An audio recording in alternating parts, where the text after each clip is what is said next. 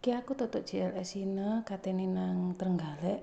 Lek diterusno ternyata durung iso lur ya.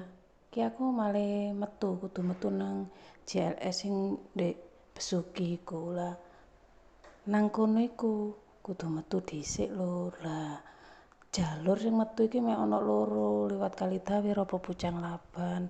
Dan aku menggoke nang kene Kalidawir liwat jalan iku lho lur. Jalur sing wong-wong nang JLS ini sing wis gak karu-karuan iku lho. Aduh, wis aku wis ndek kono ora tak rekam lur, wis aku ditiboh wis ki ngrekame golek sing rada apik ae cuma ya wis ngene iki dembonge ya. Ya wis sembuh aku mbek map digolekno ndek kene ora ero iki desa apa lur, pokoke iki aku wis ndek Kalidawir. Lah iki kula tak terusno. Iku lho lur aku sing nyampe ndek dalan iku lho, sing ndek Puncak Jowin. Wis ndek kono aku semlengeren lur, jan wis metu embong iki langsung Puncak Jowin. Semlengeren aku jan koyo tenger-tenger waduh wis jalur jalur Kalidawir kan wis gak perlu diceritakno ya lur ya.